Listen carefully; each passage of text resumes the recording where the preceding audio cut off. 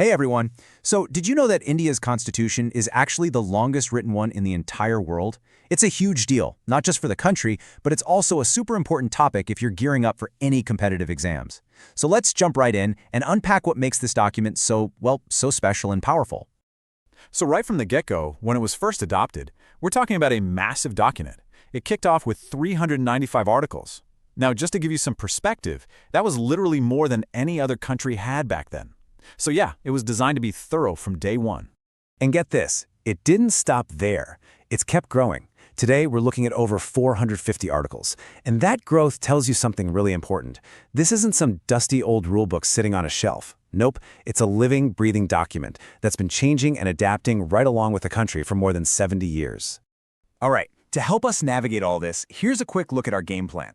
We're going to start with the nation's core philosophy, then dive into the structure of governance. After that, we'll look at the citizen and the state, and then figure out what makes this a framework built to last. And stick around, because we'll end with the complete revision summary that's perfect for your studies.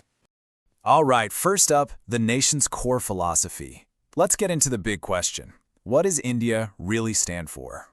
Okay, so the preamble, which is kind of like the introduction to the Constitution, gives us these 5 key pillars. They're the DNA of the Indian state. First, it's sovereign. Simple, right? It just means India is an independent nation calling its own shots. Then we have socialist. This is all about being a welfare state, trying to shrink the gap between rich and poor. Third, secular. This is a big one. It means there's no official state religion and every faith gets equal respect. Fourth, democratic. You know this one. The government is elected by the people, for the people. And last but not least, a republic. This means the head of state, the president, is elected. It's not a king or queen who inherits the job. These 5 words, they are absolutely foundational. So, that's the philosophy, the big ideas. Now let's get into the nuts and bolts. Section 2. The structure of governance. How is India actually run? So India went with a parliamentary system, which you might recognize from the UK. Here's how it works. You have the president, who is the head of state, but more in a formal ceremonial way. The real day-to-day power, that's with the prime minister and their team, the Council of Ministers. And here's the key idea. They have something called collective responsibility. Basically, the government has to answer to the parliament, specifically the lower house, the Lok Sabha. If they lose a major vote, a vote of no confidence, the whole government has to step down. It's a system of constant accountability. Now this is one of the coolest and maybe most confusing features. People always ask, is India a federal system like the US or a unitary one like the UK? And the answer is kind of both. Experts call it quasi-federal. Look at this chart. On one hand, you've got classic federal stuff, like powers being divided between the central government and the states. But on the other hand, the central government is really strong. It has a single constitution for everyone and can take over during emergencies. It's a unique mix, a federal structure but with a strong unitary tilt. It's custom-built for India's incredible diversity, giving states autonomy but keeping the country unified. Okay, so with all these moving parts, the center, the states, the government, you need a referee to make sure everyone plays by the rules. And in India, that's the independent judiciary. The Supreme Court stands at the top as the ultimate guardian of the Constitution, and it has this incredible power called judicial review. What does that mean? It means the Supreme Court can look at a law passed by Parliament and say, nope, this goes against the Constitution, and strike it down. It's a massive check and balance on the government's power. All right, let's pivot a bit. We've talked about the government. Now let's talk about you, the citizen. Section 3, the citizen and the state. What's your role and what are your rights? At the very core of this relationship, you have your fundamental rights. And let's be clear, these aren't just suggestions or nice-to-haves. They are rock-solid guarantees that protect you, the citizen, from the government getting too powerful. We're talking about things like the right to equality, freedom of speech, the right to practice your religion, all the essentials for a life of dignity. So you have these rights, but what good are they if you can't enforce them? Well, that's where Article 32 comes in. It's the right to constitutional remedies. Dr. Ambedkar, the main architect of the Constitution, literally called this article the very heart and soul of the whole thing. And why is that? Because this is the right that gives all the other rights teeth. It means if any of your fundamental rights are violated, you can go straight to the Supreme Court for help. It makes them real. Okay, now there's another set of principles which are a little different from rights. These are the directive principles of state policy, or DSP. The best way to think about them is like a to-do list or a moral compass for the government. They aren't things you can sue the government for in court, but they are the goals the country is supposed to be striving for. Things like equal pay for equal work or free education for kids. They guide the government's policymaking. So how do citizens make their voice heard?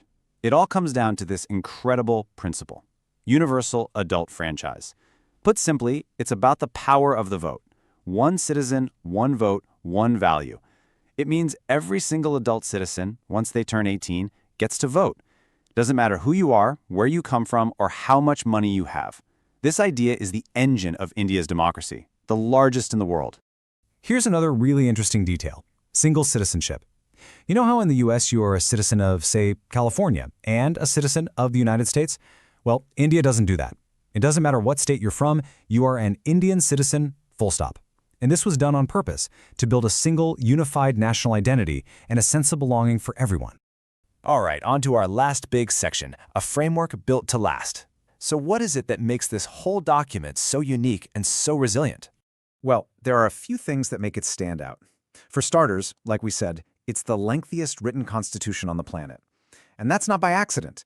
The creators wanted to be super detailed to cover all of India's complexities.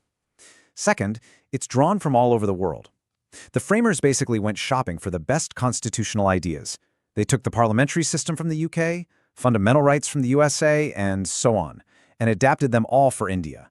It's a best-of album, if you will. And finally, it has this amazing blend of being both rigid and flexible. What does that mean? It means it's tough to make changes willy-nilly, which gives it stability, but it's not impossible to amend, which lets it evolve with the times. Now, part of being built to last means you need a plan for when things go wrong. That's where the emergency provisions come in. These are basically a set of tools the central government can use during a major crisis, like a war or internal rebellion. You've probably heard of President's Rule, right? That's a type of state emergency. During an emergency, the whole system can temporarily shift from federal to unitary, giving the center the power it needs to handle the situation and keep the country safe and secure. And that brings us to our final stop.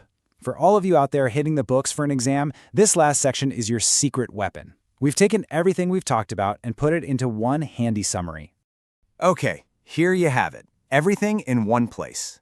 You can see all 12 of the key features laid out right here, from being the lengthiest constitution to its quasi-federal nature, the parliamentary government, fundamental rights, all the way down to universal adult franchise. This is genuinely your go-to guide for a quick revision. Seriously, go ahead and pause, take a screenshot. This is everything you need to remember in a nutshell. You know, getting a handle on these features is about more than just passing an exam. It's about understanding one of the world's most fascinating and complex democracies. It's an incredible document, one that juggles diversity, unity, and change. So I'll leave you with this question to think about. When you look at India today, with all its challenges and triumphs, which one of these features do you think is the most important for keeping its democracy